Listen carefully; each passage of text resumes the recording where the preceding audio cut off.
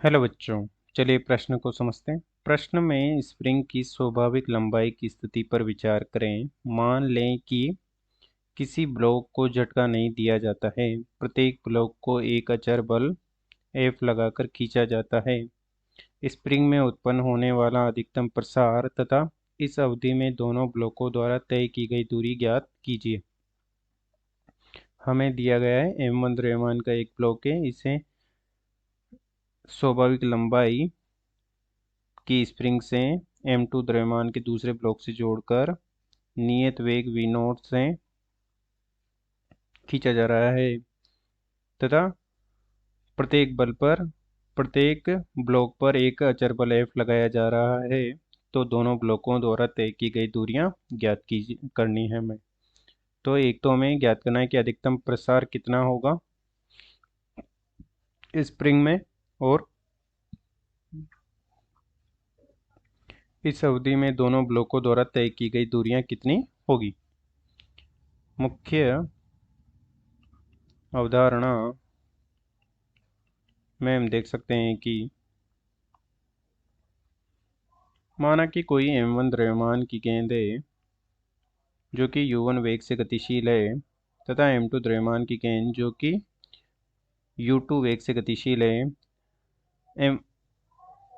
से टक्कर करती है, और टक्कर करने के बाद ये दोनों गेंदें आपस में जुड़ जाती है और M1 व M2 दोनों संयुक्त निकाय बनाती है, और तथा यह संयुक्त निकाय V वेग से गतिशील है। तो चूंकि यहाँ पर कोई बाह्य बल नहीं लग रहा है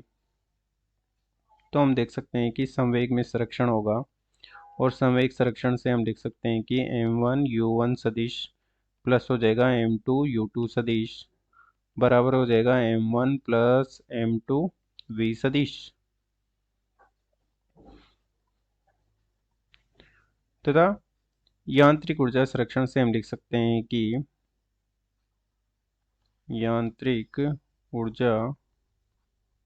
संरक्षण से हम लिख सकते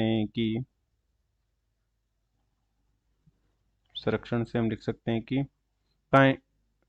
गतिज ऊर्जा में परिवर्तन प्लस स्थितिज ऊर्जा में परिवर्तन बराबर 0 होता है, या गतिज ऊर्जा में परिवर्तन बराबर होता है स्थितिज ऊर्जा में परिवर्तन का ऋणात्मक मान। अब इससे हम इस प्रश्न पर अप्लाई करते हैं और देखते हैं कि प्रश्न क्या कहना चाह रहा है। तो हम देख सकते हैं कि M1 द्रव्यमान का वेग है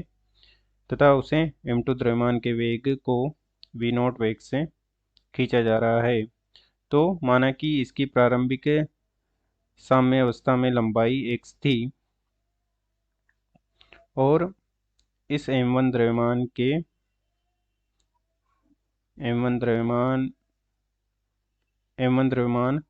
इस स्थिति में स्थिर है, परंतु M2 द्रव्यमान V0 वेग से गतिशील है। तो V0 वेग से M2 द्रव्यमान गतिशील है तो स्प्रिंग में प्रसार होगा, और माना कि यह M2 द्रव्यमान का ब्लॉक V0 वेग से गतिशील है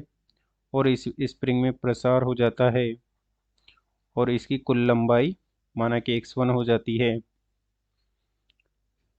जो कि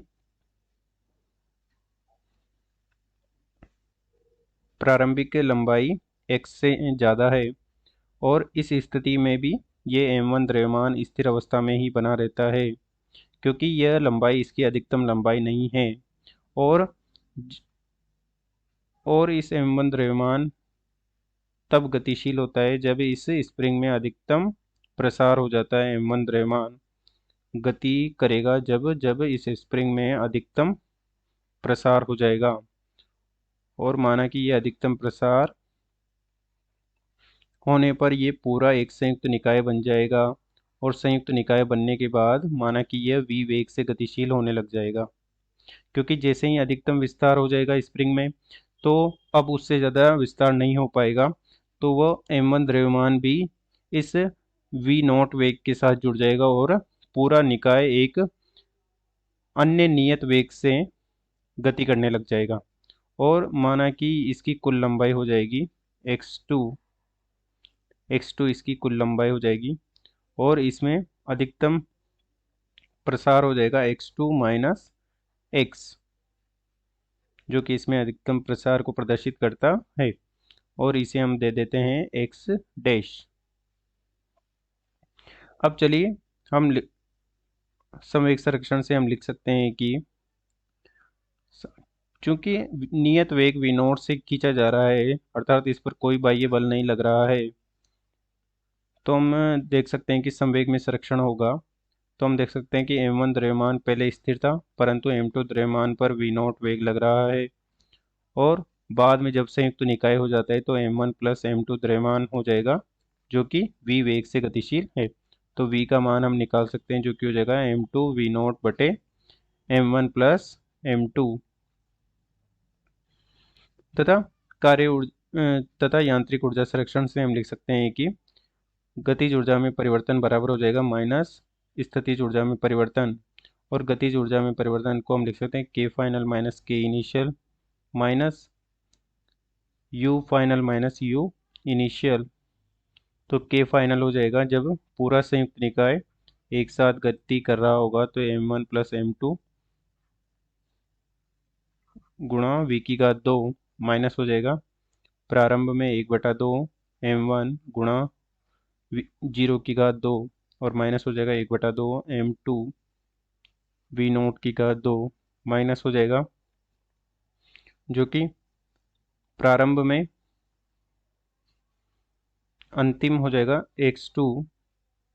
1/2 स्प्रिंग में संचित स्थितिज ऊर्जा ज्ञात करेंगे हम, तो हो जाएगी 1/2 के, और ये हो जाएगी एक्स डैश, जो कि उसमें विस्तार को प्रदर्शित कर रहा है, एक्स डैश का घात 2 माइनस हो जाएगी प्रारंभ में उसमें कोई विस्तार नहीं था, तो ये जीरो हो जाएगा, तो ये तो जीरो हो जाएगा और ये भी जीरो हो जाएगा, और 1/2 से सब जगह का 1/2 कट जाएगा। तो यहाँ से हम लिख सकते हैं कि, और v की घात 2 का मान हम लिख देंगे, जो कि हो जाएगा m1 प्लस m2 बटे हो जाएगा m2 की घात 2 v नोट की घात 2 बटे हो जाएगा m1 प्लस m2 की घात 2 माइनस हो जाएगा m2 v नोट की घात 2 माइनस के एक्स डैश की घात 2। तो यहाँ से एक घात से एक घात कट जाएगा, और ये हो जाएगा m2 v नोट माइनस हो जाएगा m2 प्लस m1 गुणा m2 v नोट की घात 2 बटे हो जाएगा m1 प्लस m2 गुणा के बराबर हो जाएगा माइनस एक्स डैश की घात 2। तो यहाँ से हम देख सकते हैं कि m2 की घात 2 गुणा v2 की घात 2 से ये कट जाएगा, और ये बच जाएगा एक्स डैश की घात एक्स डैश बराबर v नोट वर्गमूल m1 गुणा m2 बटे हो जाएगा m1 प्लस m2, जो कि इसमें स्प्रिंग में अधिकतम विस्तार को प्रदर्शित करता है। और दूसरा प्रश्न हमसे पूछा गया है कि, ये तो पहला प्रश्न हो गया कि हमें स्प्रिंग में अधिकतम विस्तार बताना है, और दूसरा प्रश्न हमसे पूछा गया है कि m1 द्रव्यमान और m2 द्रव्यमान इस प्रकार से स्प्रिंग से जुड़े हैं, और इन्हें एक समान बल लगाया जाता है। तो हम देख सकते हैं कि एक समान बल लगाया जाता है तो इनके द्वारा तय की गई दूरियां कितनी हो जाएगी, और हम देख सकते हैं कि एक समान बल दोनों पर विपरीत दिशा में लग रहा है, F और F इस प्रकार से। तो स्प्रिंग में माना कि x1 व x2 खिंचाव उत्पन्न होगा। तो हम देख सकते हैं कि किया गया कार्य क्या हो जाएगा, कुल किया गया कार्य हो जाएगा, कुल किया गया कार्य हो जाएगा W बराबर F गुणा x1 प्लस F गुणा x2, जो कि बल गुणा विस्थापन है, तथा ये किया गया कार्य ही उसकी स्प्रिंग की स्थितिज ऊर्जा के रूप में संचित हो जाएगा। तो यहाँ से हम देख सकते हैं कि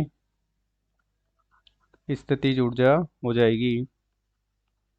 चूँकि x1 व x2 उसमें नया विस्तार हो चुका है, तो ये हो जाएगा 1/2 के